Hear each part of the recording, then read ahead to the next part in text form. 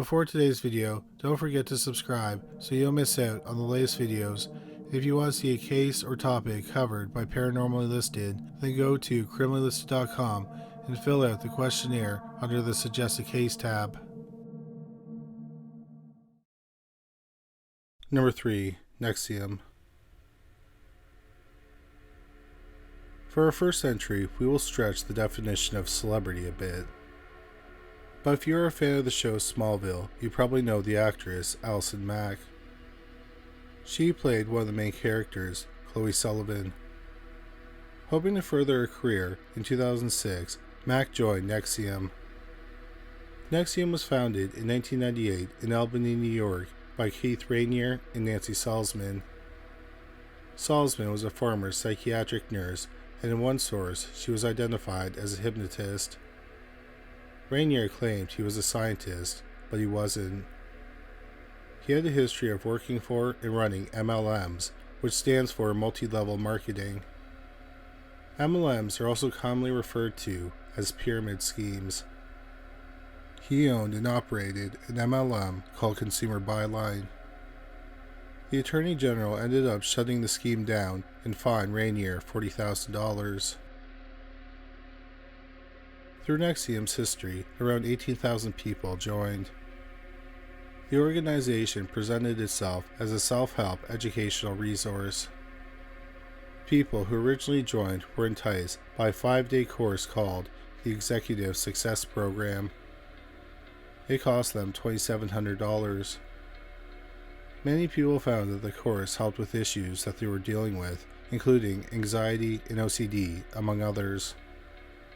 In 2009, the Dalai Lama was planning on visiting NXIVM, but he heard some troubling information about the group, so he cancelled. However, the visit was rescheduled, and he visited them in May 2009 and seemingly endorsed their work. Critics of NXIVM argue that the course was designed to get people to comply with their teachings in ways they may not have noticed at the time.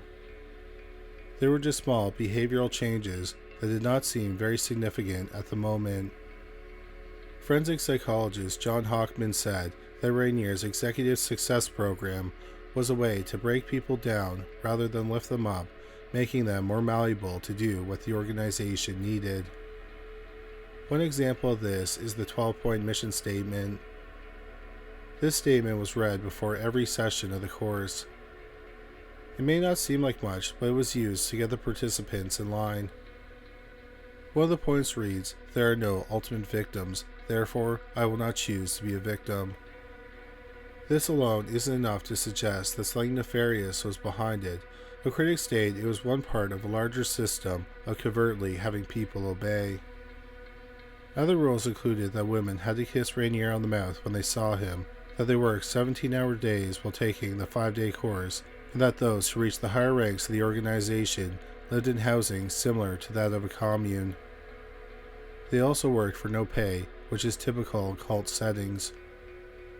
Along with signing an NDA, all this starts to paint a picture of an organization with something else besides self-help going on.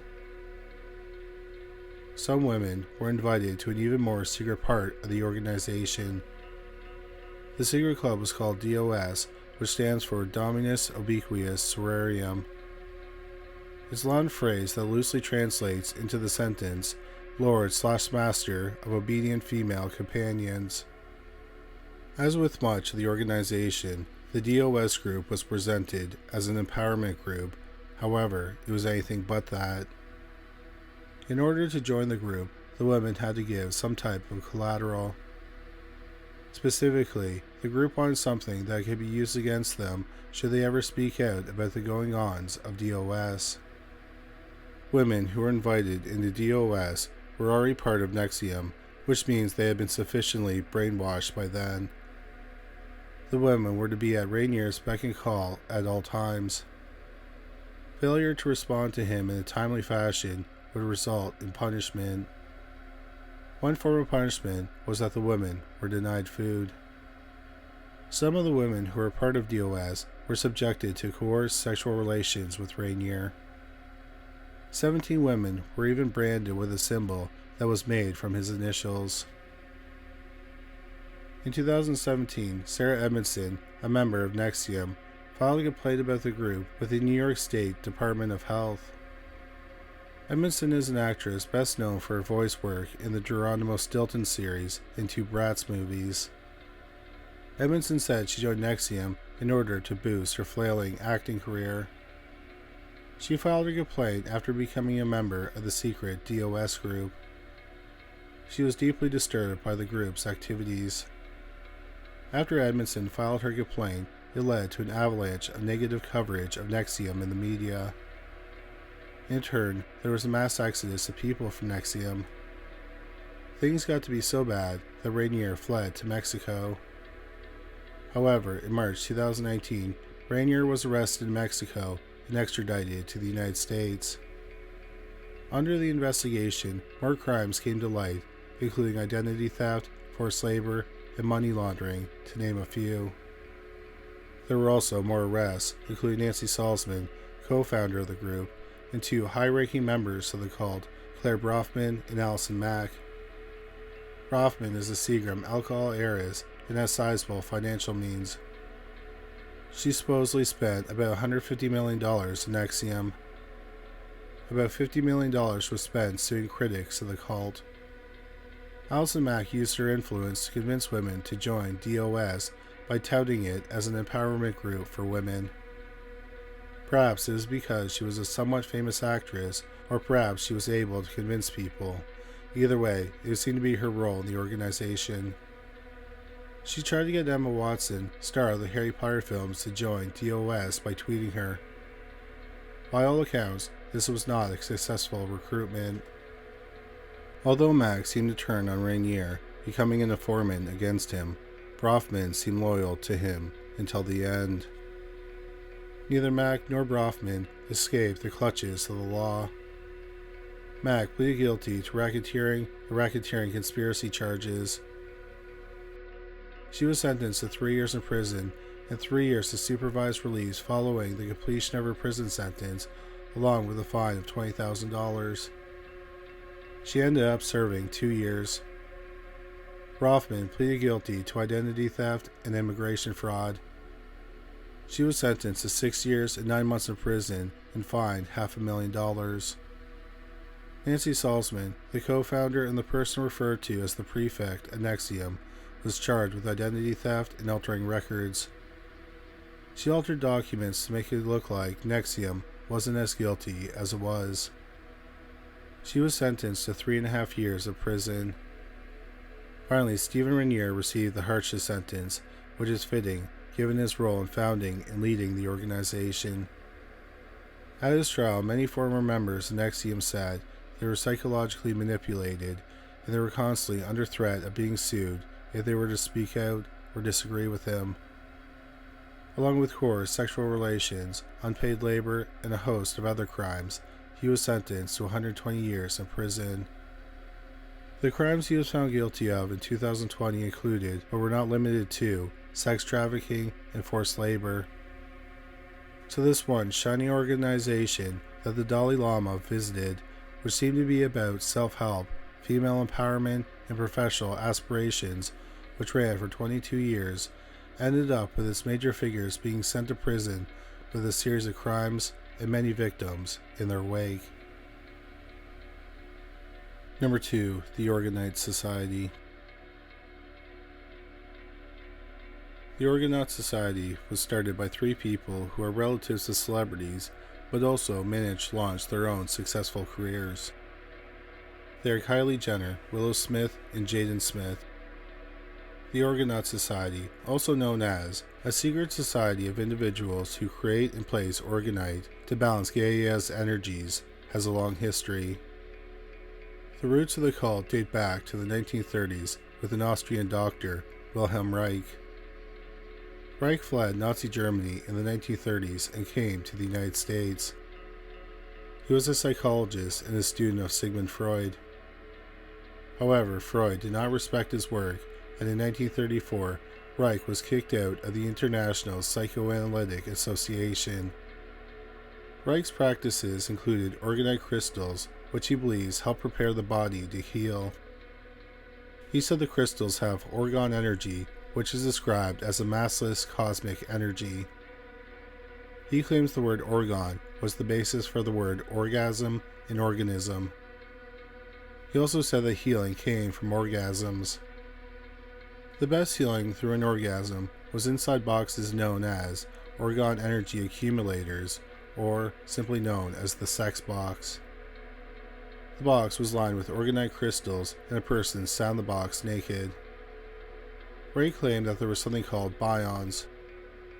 According to the Wilhelm Reich Museum, bions are transitional forms in the process of organization of matter from its non-living to its living state, and are always found during the decomposition of organic matter. Reich believed that when someone has an orgasm, bions are released. He said that the box also releases bions. Reich claimed that the box had amazing abilities, such as shrinking cancerous tumors. Of course, this has not been scientifically proven, because if it had, people with cancer would be having orgasms in the box, rather than undergoing treatments like chemo or radiation therapy.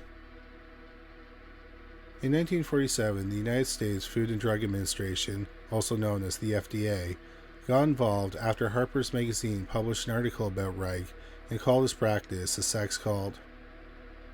The FDA wanted to test the orgon energy accumulators, but Reich refused to give them access to the boxes. Ultimately, the FDA concluded that Reich was not allowed to sell the boxes. In early 1957, he was convicted of medical misinformation, and he was sentenced to 2 years in jail. Wilhelm Reich only served 9 months because he passed away on November 3, 1957, at age 60, while serving his sentence. Another aspect you need to know about the Orgonite Society is another group called the Osho Cult. You may be familiar with them if you've seen the Netflix documentary series Wild Wild Country. The Osho Cult took Reich's teachings and adapted them for their own cult. One of the tenets of their belief system was having sex indiscriminately until it didn't mean anything. Once sex meant nothing to a person, they reached enlightenment. They also created their own sex box that they used before they engaged in sexual intercourse. The Osho's cult's downfall was when they committed bioterrorist attacks on local restaurants. 751 people got non-lethal food poisoning. It was the largest bioterrorist attack in American history. The cult was hoping to make a large amount of the population sick so they couldn't vote in a local election where cult members were running for office. The Orgonite Society built its system on the tenets of both these groups. As you probably suspected, Kylie Jenner, Jaden Smith, and Willow Smith are very big into orgonite crystals. In 2014, Kylie posted a picture of herself on Instagram holding a pyramid-shaped crystal accompanied by a simple caption that said, "Love." Also, the three are often seen shopping for crystals or even posting pictures of themselves making their orgonite crystals. While this may all seem very detached from Reich and the Osho cult, as they seem to be just a group of kids who were into making crystals, Willow did post a picture on social media holding the book authored by the leader of the Osho cult, Bhagwani Sri Rajneesh. Willow and Jaden are apparently very interested in the Osho cult and its teachings. Their friend, former Hannah Montana star Mosius Arias, introduced them to the cult's teachings. So is what Kylie, Jaden, and Willow do a sign of their involvement in a cult, or are they simply interested in crystals? Number 1. Scientology. Scientology is by far the most influential cult on this list and certainly has the most star power. Members include top stars like Tom Cruise, John Travolta, and Elizabeth Moss. Scientology was founded by L. Ron Hubbard, whose full name is Lafayette Ronald Hubbard. Hubbard was born in Tilden, Nebraska in 1911, and he founded the religion in 1954. His early career was as a screenwriter and a science fiction writer for pulp magazines. He served in World War II and claimed he was injured in battle. He claimed that his practices, which later became part of Scientology, healed him. However, he was not injured in the war. Following the service, he continued to write, but his focus changed to mental health. These writings formed the basis for Scientology. In May 1950, Hubbard published Scientology's most important book, Dianetics. At its core, Scientologists' beliefs stem from the idea that there are beings called Thetans. A Thetan is a soul that is not part of a physical body. They live multiple lives but are ultimately immortal.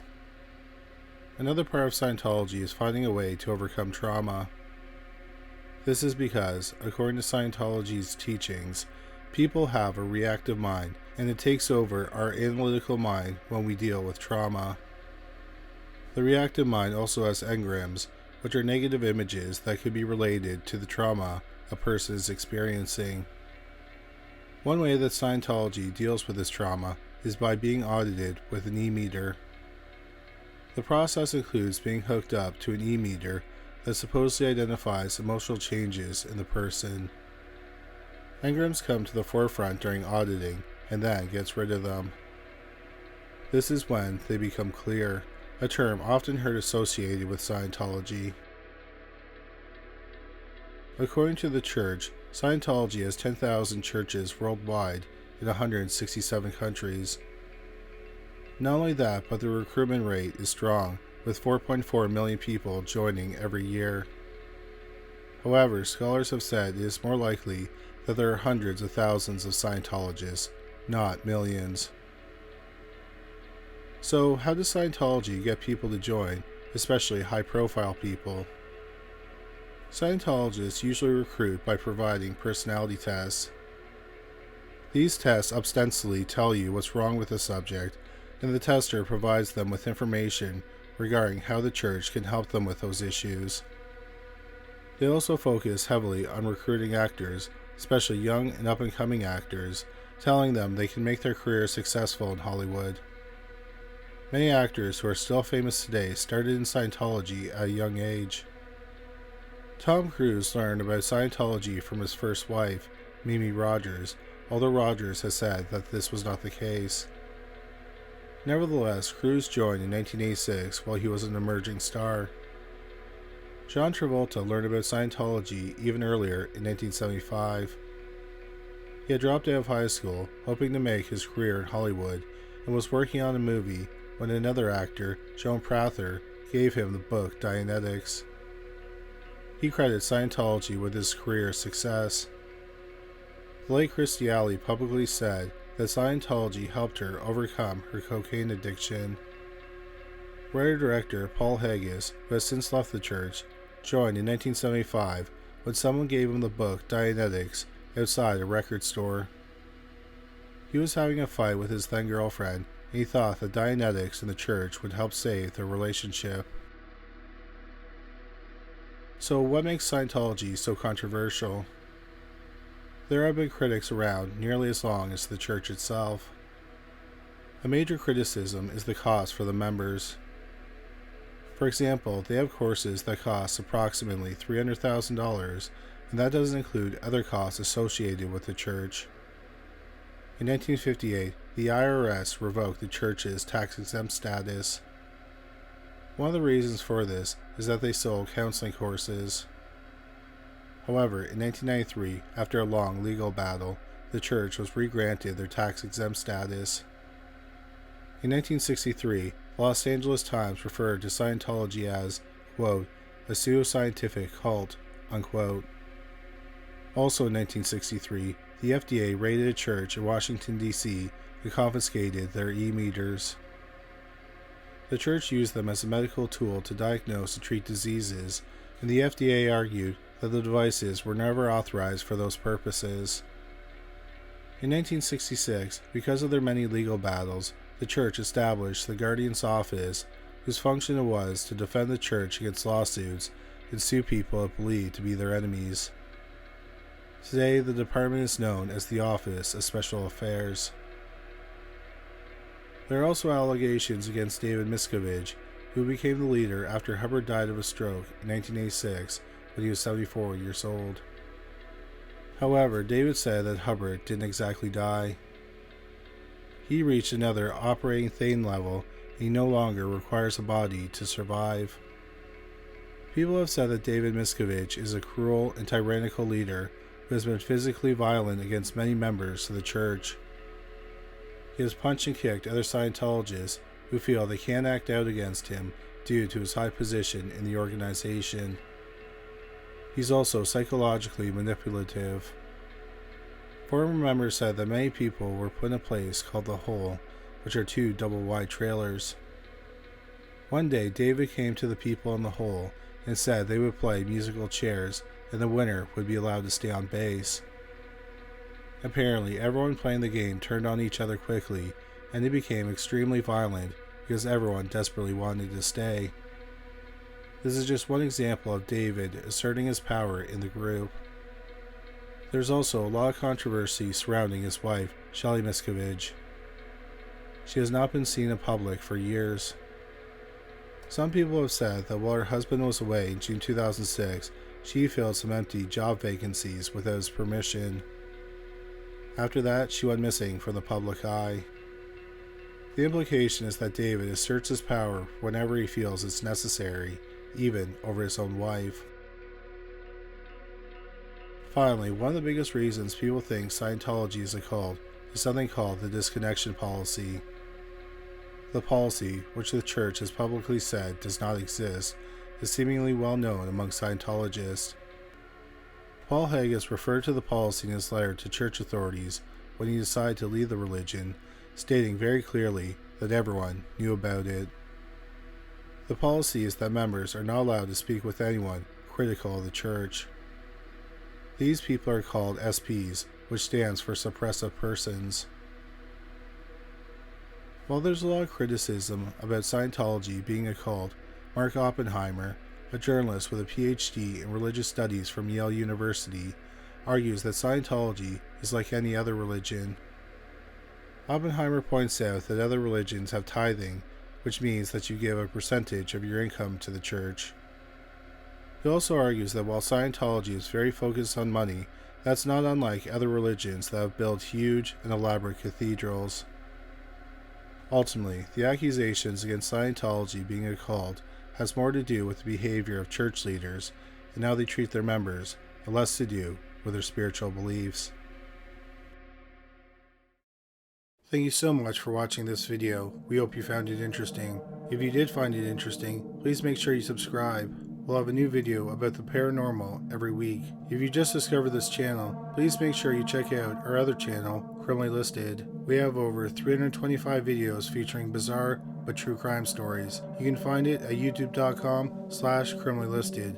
We also have a podcast about cold cases that were eventually solved called Criminally Listed Presents Into the Killing. You can find it on Stitcher, Spotify, Amazon Music, and anywhere you find great podcasts. But that's all for today. Thanks again for watching.